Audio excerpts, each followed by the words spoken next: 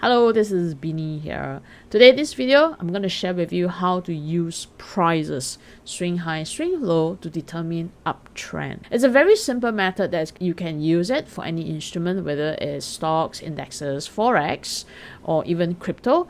But I'm just going to show it to you using the Hang Seng Index. And also the last part, we're going to talk about how you can use this method for short-term trading into the Hang Seng Index. I'll be only showing the uptrend, and then we'll probably make another video to show you how to trade the downtrend as well.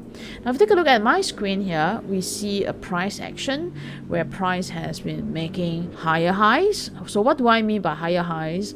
You have to find a reference point where you need to find a high. So this high is where the price action looks like a mountain. So this is resembling a mountain here. And then we're going to mark this as a high point. So this will be our first reference point.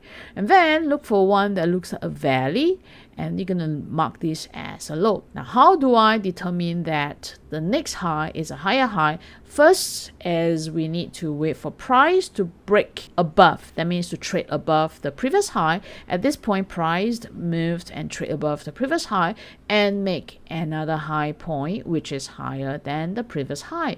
Now, very important, we need to wait for price to turn down to confirm that this high point here is a turning point. And next, that we cannot allow price to make a lower low. That means that a low point has to be higher than the previous low, which means that ideally a low point which is higher than the previous low should form above this previous high here. When I say ideally, it means that there could be a low point that's formed slightly lower than the previous high, or at least it must not closed below the low point here. So if it closes below the low point here, it does not constitute a higher low. So this, we have a higher low here. Now, once you have 4 points, means that you have a high point that is higher than the previous high, and you have a low point that is higher than the previous low, then you're going to form a uptrend, which means that uptrend needs to have a higher high and a higher low.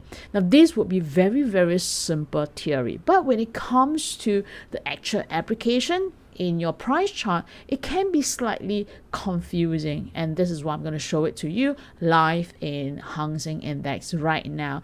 And when I say live, we're going to take a look at the current price action, which will be 17 November 2025. You can take this concept and use it for any other price action, whether it's 2026 or 2027, because it's going to work across any different time frame and any different time horizon. All right, so let's take a look at the current price action right now, which is Hang Seng Index. I'm going to start off with a day chart. First question you're going to ask is how long should you compare in terms of the high and low.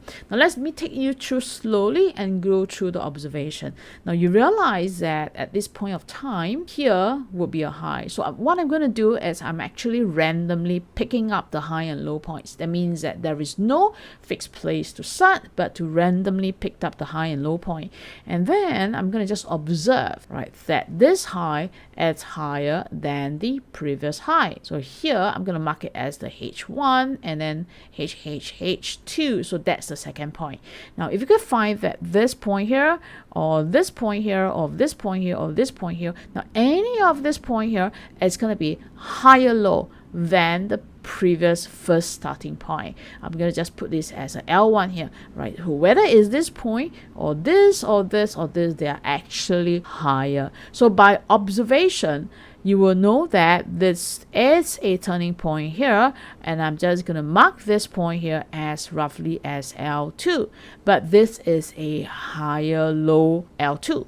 Now, if you continue with observation, as I mentioned, you are using observation, right? So you use confirmed turning point. That means you see that these are already confirmed. So here would have a higher high, which is higher than the previous high. We always compare to the previous point here, and that would be the third point. You're going to find that it is still higher high.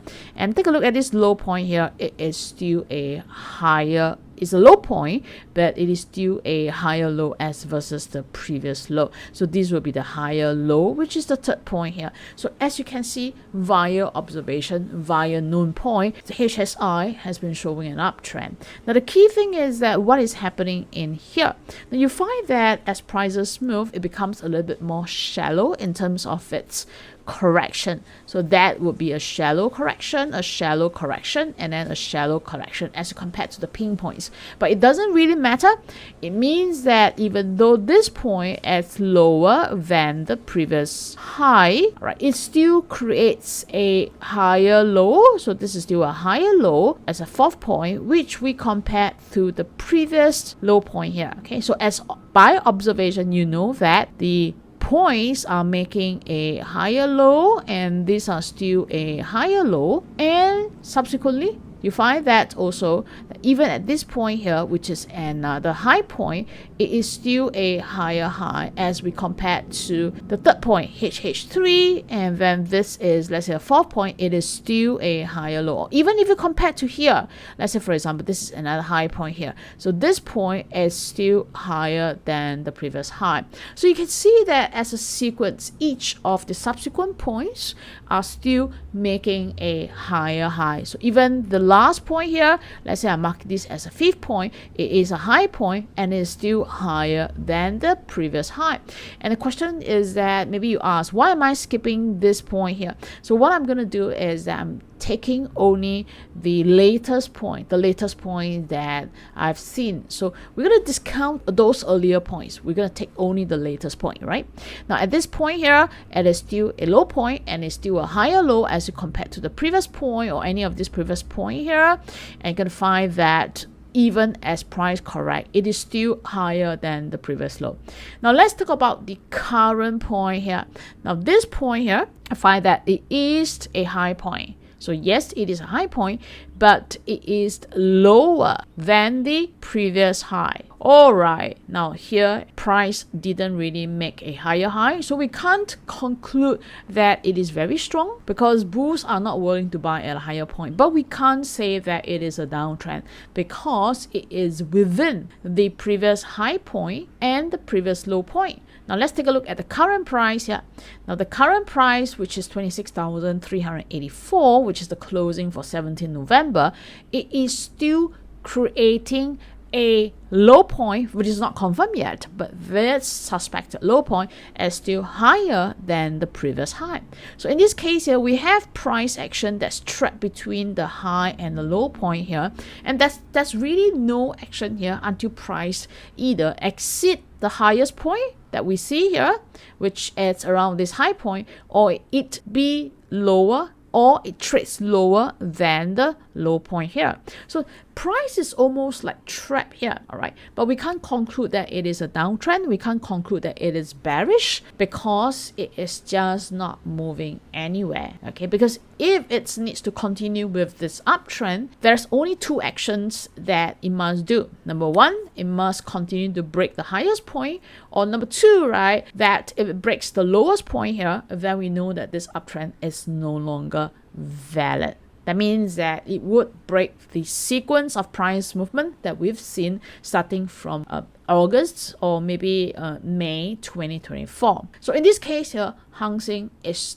trapped. All right, then you ask me if Hang Seng is trapped, then what can we do? Then let me just clear away all this point here. Now, if it's trapped, then yes, we can also start to analyze internally. For example, internally, this would be the low point, and that's the high point, and that's the low point here, and that's high point. So by itself, Hang Seng is still making a higher high and a higher low. So it is still fitting that uptrend. So in other words, if we evaluate the price action, that means that as long as Hang Seng doesn't close below this low point here, it is still, and it will still fit that sequence, which is making a higher low here. And if Hang Seng can trade above the high point here, then it will continue to make a higher high and hence give us the insight, or rather a clue, that it has strength and it's going to continue with this structure, which is a higher high here, and hence the uptrend is going to continue. In other words, via the analysis of a higher high and higher low, we can deduce a few things in Hang Seng.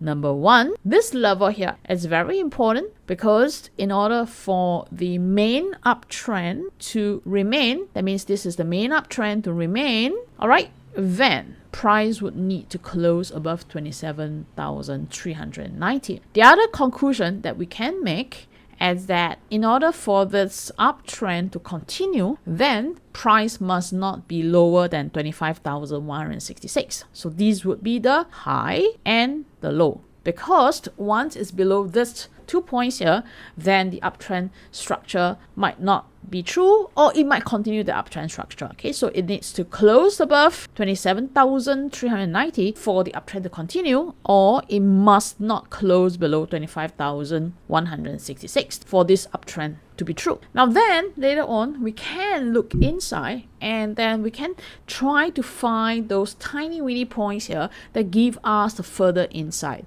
So what are the tiny weeny points here? Number one is that these will be the high, and then this will be the next high, this will be the low, and hence we know that price must not close below this low here. Let me just mark it with another color. Price must not close below 25,500, because if it's below, then this tiny weeny uptrend would be not true anymore, would not be true anymore. And in order to show that price has further strength, then price would need to close above this recent high here, and that's about 27,166. Here we have four very important numbers. Okay, in order for Hang Seng Index to continue higher, then we need to see that price will continue to trade higher first, to close above 27,166. Next, to continue to close above higher, which is 27,390. So these are the two key levels here. Now, in order for this uptrend to continue, that means that not to show weakness, then we also know that price must not trade lower than 25,525, and it will be a danger if it trade lower than 25,166. So that's the two numbers that we have here. Now, with these two numbers, then traders can use it to trade accordingly. All right, so I will leave it to you on how you want to use these four levels here. But should you want to trade and you want to do some short-term trading using this method, then you might want to consider into warrants and DLCs. I'm going to spend like a quick 30 seconds to talk about these few instruments in the next part of my video. For short-term trading instruments available in SGX, there will be daily leverage certificates offered by SocGen and by UBS. What you have to do is to choose the underlying as HSI and then choose whether you want to have a daily long or daily short. Now, daily long means that you are taking a bullish position and your DLC will gain if the underlying, which is HSI, moved up. Daily short means that you are taking a bearish position and that your DLC will move up if the underlying moved down. The other instrument that's listed in SGX is Singapore warrants. Same thing, click on warrants here and then you can use the warrant tools to choose HSI. So go to underlying and then move down, you should be able to find Hang Seng Index here. So we have Hang Seng Index here and we have Hang Seng Tech. Same thing, click on it and choose either a call or a put warrant. Now these two types of instruments will allow you to take your stand on HSI and they are suitable for short-term trading, but very important, you need to understand these instruments and decide and determine whether they are suitable for your investment or your trading profile. Very important, they have educational side, and for you to understand more about these instruments, whatever that I'm doing here is to point to you that there are instruments available, and I'm not providing any financial guide or encouraging you to use these instruments, but to share that these are instruments that allows you to do short-term trading in the Hang Seng Index. All right, hope that this educational video is useful for you to analyze into Hang Seng Index. And if you do have other things you would like to know, do let me know. Thanks a lot, and I see you in my next video.